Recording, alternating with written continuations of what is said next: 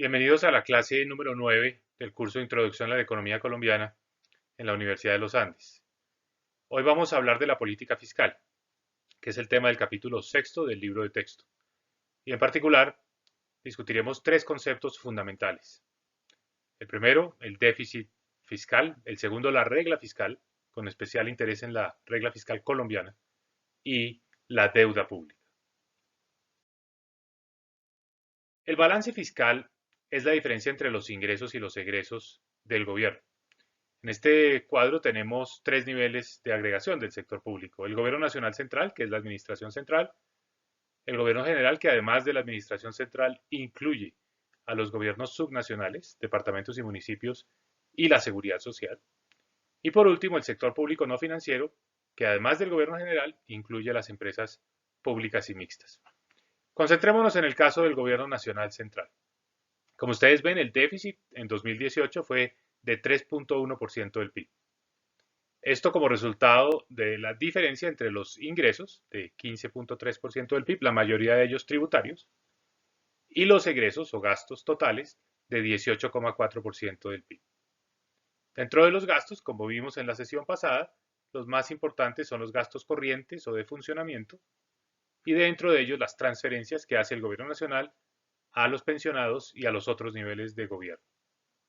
Los gastos de capital o inversión son apenas el 1.4% de los gastos totales del gobierno nacional. Esa es una cifra muy baja sobre lo que vamos a regresar más adelante.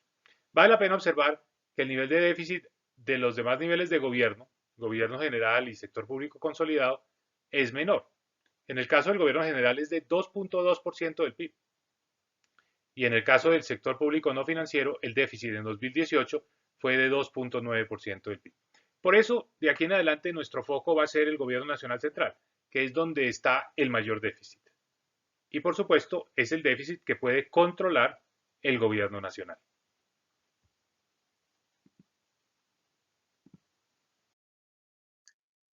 Este gráfico muestra la evolución histórica del déficit fiscal para dos niveles de agregación. El gobierno nacional central, para el cual existen datos desde comienzos del siglo pasado, y para el sector público no financiero, donde existen datos apenas desde los años 60 del siglo pasado. Miremos la serie histórica, la del Gobierno Nacional Central.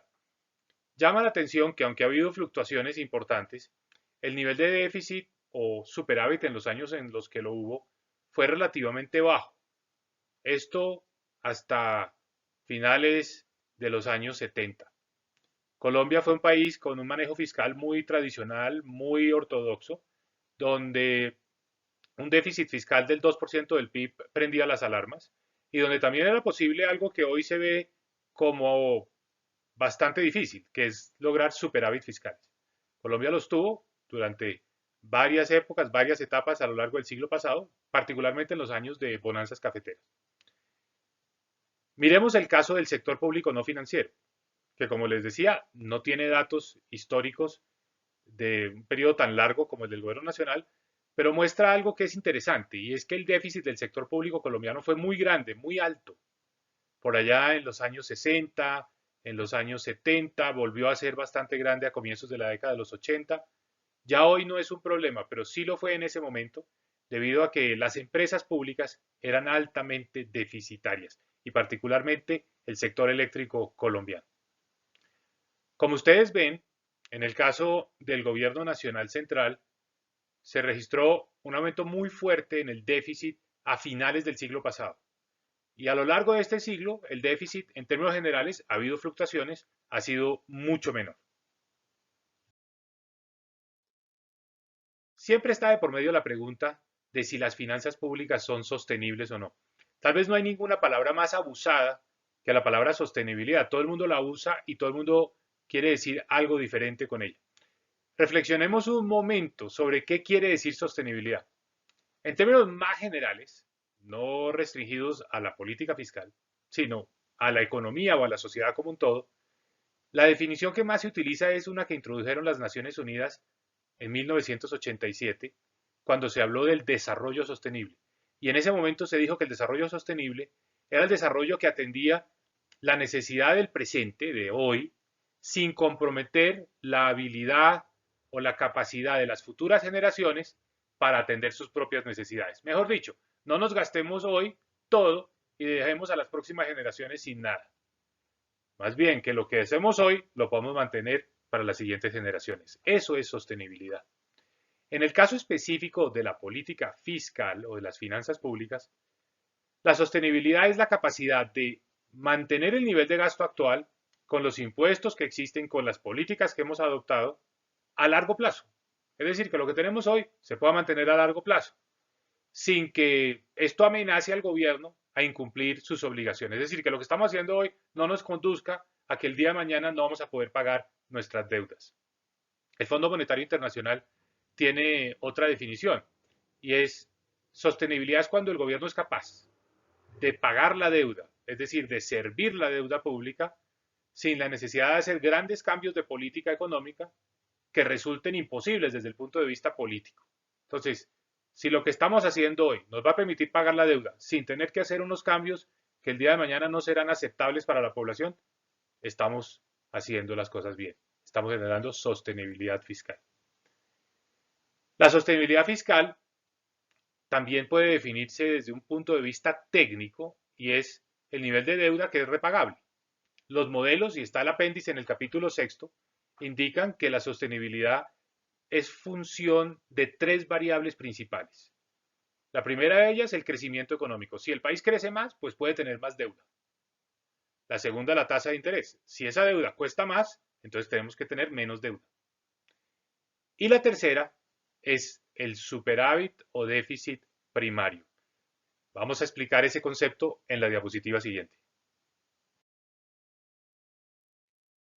Esta gráfica muestra el balance total del Gobierno Nacional Central, que ya vimos en una gráfica anterior, y el balance primario, que es un nuevo concepto que estamos introduciendo y que es muy importante tenerlo claro. El balance primario es la diferencia entre los ingresos y los egresos, excluyendo el pago de intereses. Es decir, todos nuestros ingresos menos todos nuestros gastos sin tener en cuenta los intereses. Es decir, es el saldo que queda para pagar los intereses. Si ese saldo es negativo, quiere decir que antes de pagar intereses ya estamos en déficit. O sea que el endeudamiento se utiliza para pagar intereses. De manera que una situación de un déficit primario quiere decir que uno se está endeudando para poder llevar el costo y financiar el pago de la deuda pública. Como ustedes ven en esta gráfica, Colombia ha tenido un déficit primario durante la mayor parte del tiempo. Hay pocos años en los que ha habido un superávit primario. Esto es posible sin generar problemas de sostenibilidad porque el país crece más o crecía más que el costo de esa deuda, que la tasa de interés. Entonces era posible tener un déficit primario sin tener un nivel insostenible de las finanzas públicas. Pero periodos muy prolongados de déficit primario son periodos que empiezan a generar preocupaciones. En los últimos años hemos tenido un déficit primario que ya comenzó a corregirse y que muy probablemente en el 2019 mostró ya un equilibrio y lo que se estaba proyectando para el 2020 era un superávit. Desafortunadamente no será así por cuenta de la emergencia asociada al coronavirus. Esto quiere decir que la deuda pública hay que administrarla con mucho cuidado. Esto es difícil de calibrar, es difícil saber exactamente cuál es un nivel de deuda sostenible y cuál es un nivel de deuda no sostenible. ¿Es sostenible una deuda del 50% del Producto Interno Bruto y no es sostenible una deuda del 60% del Producto Interno Bruto? No es tan sencillo, depende de muchos otros factores. Insisto, el crecimiento económico de cada país y la tasa de interés. Entonces, ex ante, es decir, antes de tomar la decisión, es difícil evaluar esa sostenibilidad. Después de que los países han llegado a un punto donde no pueden pagar la deuda, pues obviamente todo el mundo dice esa deuda era insostenible, pero es difícil predecirlo, es difícil decirlo con anticipación. Las crisis de la deuda son un fenómeno recurrente en la historia universal. Hay textos maravillosos sobre este problema, por ejemplo el de Carmen Reinhardt y Kenneth Rogoff, que habla, el título del libro es Esta vez es diferente, porque siempre esas crisis de deuda estuvieron anticipadas o antecedidas por procesos de endeudamiento muy acelerados, donde quienes estaban tomando la deuda consideraban que se iba a pagar porque las condiciones habían cambiado, porque el país era un país ya con muchas más capacidades, mucho mejor, que tenía la posibilidad de pagar sus deudas. Y la historia ha mostrado que una y otra vez esas afirmaciones de que esta vez es diferente, pues han resultado equivocadas. Hay que ser escépticos ante las propuestas de crecimiento y de gasto a punta de deuda. Eh, la historia se repite, este argumento de que nos endeudamos hoy, pero eso nos va a permitir crecer más y luego repagamos, hay que verlo siempre con muchísimo cuidado, hay que tener mucha cautela. Eh, es muy común oír, por ejemplo, expresiones como vamos a tomar tal decisión que nos significa un mayor gasto, pero no se preocupen porque ese gasto va a ser tan rentable, es una inversión tan buena que va a generar los ingresos para que paguemos después la deuda, es decir, la deuda se va a pagar sola.